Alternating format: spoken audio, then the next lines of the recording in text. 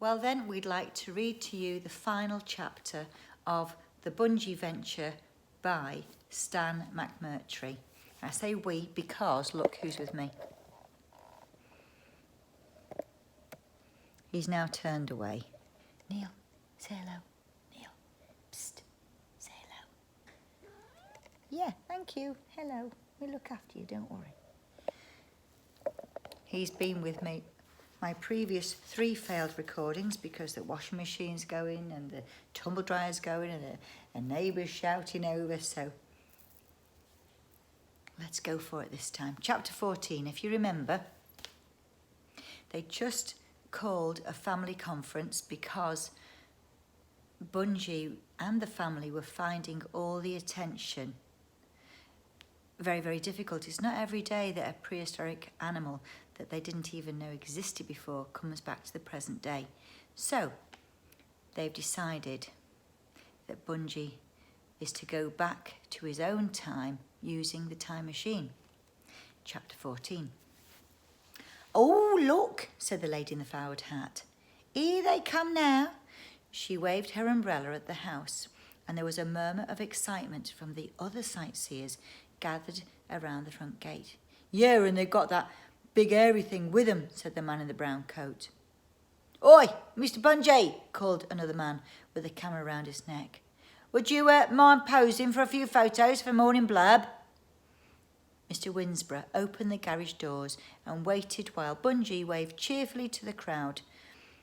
There was the click and flash of a dozen cameras, then Bunjee plodded into the garage, followed by Andy. Karen and Mrs. Winsborough followed too. The 2 babies clung by their trunks to Bunjee's orangey red hair. Will you allow an interview later, Mr. Bunjee? Shouted a man with a tape recorder hanging from his shoulder. If you don't know what a tape recorder is, ask your mum. Maybe later, shouted Mr. Winsborough and closed the garage doors. The next hour was spent showing Bunjee how to make the time machine work. He was a very intelligent animal and was soon able to recite the exact procedure. Well, you're too big to go inside, Bunjee, but you arrived here stuck to the outside of the machine, so that's how you'll have to go back. The baby Bunjees can travel inside, said Mr. Winsborough. He smiled and shook Bunjee warmly by the trunk. Goodbye. Don't forget to come back and visit us someday. Mrs. Winsborough stepped forward. Here, Bunjee, she said. I've knitted this for you. She held out a long tube of wool. Bunjee nodded at it. Just what I've always wanted, he said, not having a clue what it was, but was too polite to say so. It's a trunk warmer for cold prehistoric nights, said Mrs. Winsborough. Oh, I know that, said Bunjee, much relieved. Not very much. Goodbye and thanks for everything. Karen and Andy squeezed Bunjee and kissed the end of his trunk. See you soon, said Andy. The 2 baby Bunjees were strapped securely into the machine. They squeaked their goodbyes, and Mr. Winsborough set all the dials to their proper setting. Bunjee clambered up onto the workbench, then across onto the side of the time machine. He smiled down on the family below.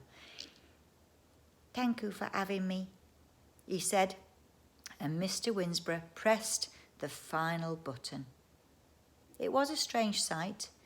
The machine hummed into life, and then slowly it and Bunjee just faded away. Karen was reminded of the Cheshire Cat in Alice in Wonderland because the last thing to fade was Bunjee's smile. Now that's a lovely ending, isn't it? Well, we have loved this book. Written way back in 1977 by Stan McMurtry, and as I said at the very start of this, we are so grateful to Simon and the rest at Cresswell's Publishing Company, which is down in a place called Colwall, Herefordshire, And when I looked it up, I thought, oh, I quite fancy going there. It looks lovely, near to Ledbury, in the Malvern area of beauty. So thank you to Simon and the rest of that publishing company, because they haven't charged us to allow us to perform this. We just want to, at the Heath, it's all about what can we do to help. And I know that I love listening to stories, and I just thought this was a cracking one, that when I used to be a teacher, I used to read it to my class. And in fact, some of the people that I taught, well, they're teachers now themselves, and they love this too. So we just hope that you have loved it as much as us. And also, just one little thing I noticed in the front. Look, there's Bunjee there. There he is. One little thing I noticed. Look at the dedication. It says, for Maureen, Karen and Andy, who probably wished at times that I would build myself a machine and disappear. Now, Mac was he was known as Mac the cartoonist, and he just wrote this as an extra, because very talented man. And I presume that the main characters are named after his wife and 2 children. Now, if his children were, say, 10 in 1977, they'd be late 40s, 50-ish now. Simon, who, from the publishing company, did say that he'd grown up with this story himself.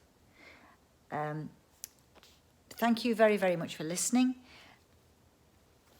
Who knows which other stories I'll be allowed to read in the future with the permission of the publishing company. Okay, take care.